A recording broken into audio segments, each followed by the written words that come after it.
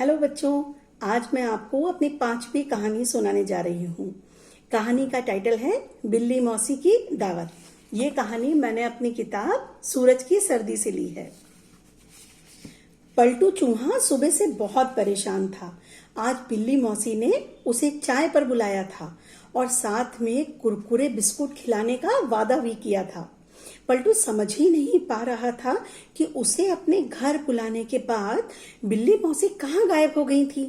वह पेड़ के नीचे खड़ा हुआ इधर उधर देख रहा था कि तभी जंबो हाथी उधर से गुजरा। पलटू उसके पैर के नीचे आते आते बचा। वो गुस्से में पूरी ताकत से चीखा, अभी तुम्हारा पैर मेरे ऊपर पड़ जाता तो। बेचारा जंबो डील डोल में तो बड़ा भारी भरकम था, पर इतना सीधा था कि कोई भी चूहा, छछूंदर, गिलहरी उसे डरा देते थे, डांट देते थे बहुत तेज से। पलटू की बात सुनकर जंबो अपना पैर पीछे करता हुआ बोला, माफ कर दो पलटू, मैं केले के गुच्छे को देखकर सीधा उसी की ओर बढ़ा चला जा रहा था, इसीलिए मैं रास्ते में तुम्हें देख नहीं सका। पलटू का गुस्सा पल भर में ही उतर गया। जंबो की बात सुनकर तो उसे और जोरों से भूख लगाई। वह जंबो से बोला, क्या तुमने बिल्ली मौसी को कहीं देखा है? जंबो पलटू की बात सुनकर आश्चर्य में पड़ गया। वह थोड़ी देर तक तो कुछ समझ नहीं पाया।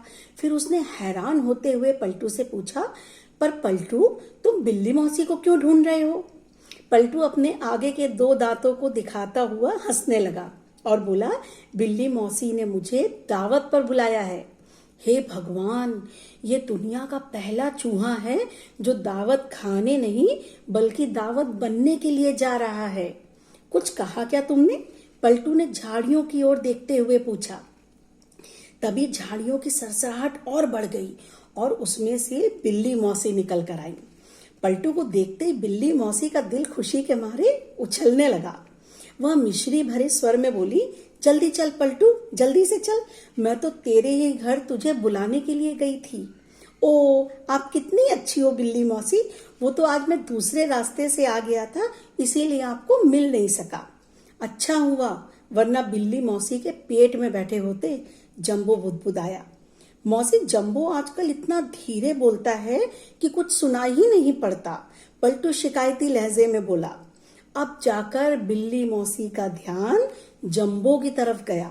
इतनी देर से खुशी के मारे उन्हें पलटू के अलावा कुछ दिखाई नहीं दे रहा था। जंबो हंसते हुए बोला, मेरी प्यारी प्यारी बिल्ली मौसी, आज मैं भी पलटू के साथ नाश्ता करूंगा। बिल्ली मौसी अपने माथे का पसीना पोंछते हुए बोली, मैं सिर्फ पलटू के लिए एक बिस्कुट लेकर आई हूँ, तुम्हारे नाश्ता कराना मेरे बस की बात नहीं है।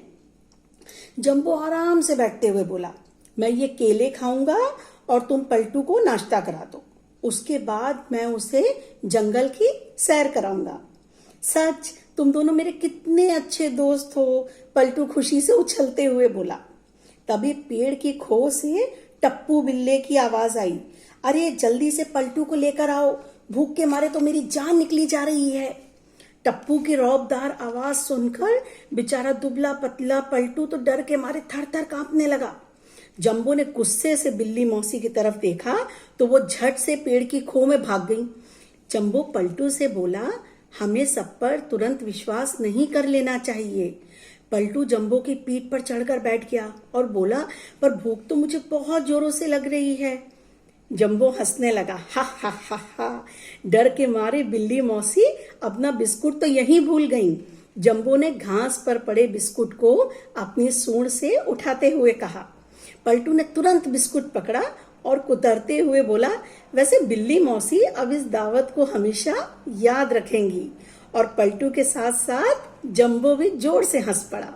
तो बच्चों, ये थी मेरी आज की कहानी, मेरी किताब सूरज की सर्दी से। Bye bye.